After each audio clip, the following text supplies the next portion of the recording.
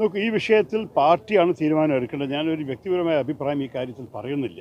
ഒന്ന് രണ്ട് കാര്യങ്ങൾ നിങ്ങൾ മനസ്സിൽ വെക്കാനുള്ളത്, ഈ സർക്കാർ കാണിച്ച ചില പെരുമാറ്റങ്ങൾ, ആ ടിയർ ഗ്യാസ് അനാവശ്യമായി അടിച്ചു, വാർണിംഗ് ഇല്ലാതെ ആ വോട്ടർ ക്യാൻ അടിക്കൽ, നമ്മുടെ യൂത്ത് കോൺഗ്രസ് നേതാവിൻ്റെ എതിരെ കേസ്, ഓരോരു നോൺ ബെയിലബിൾ കേസ് അടിച്ച് കള്ളനെപ്പോലെ വീട്ടിൽ ചുറ്റും 6 മണിക്ക് പോയി അറസ്റ്റ് ചെയ്ത് കൊണ്ടുപോയാൽ, ഇതൊക്കെ കണ്ട ശേഷം എങ്ങനെ ഈ ഭരിക്കുന്ന പാർട്ടികളോടൊപ്പം നമുക്ക് സഹകരിക്കാൻ സാധിക്കുന്ന ഒരു ചോദ്യമുണ്ട് ചിലവരുടെ മനസ്സിൽ.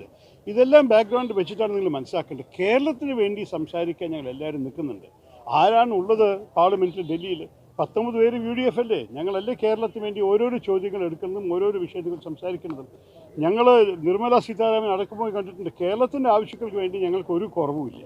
പക്ഷേ ഈ ഭരിക്കുന്ന സർക്കാരും ഒരു ഉത്തരവാദിത്വമുണ്ട്. അഥവാ ഞങ്ങളോടൊപ്പം സഹകരിക്കണം അവർക്ക് ആഗ്രഹമുണ്ടെങ്കിൽ അതുപോലെ പെരുമാറട്ടെ. അത് നമ്മൾ കണ്ടിട്ടില്ലല്ലോ. പുതിയ വാർത്തകളും വിശേഷങ്ങളും ഇനി വിരൽ തുമ്പിൽ. എല്ലാ ഡിജിറ്റൽ പ്ലാറ്റ്ഫോമുകളിലും ഇപ്പോൾ സീ മലയാളം ന്യൂസ് ലഭ്യം.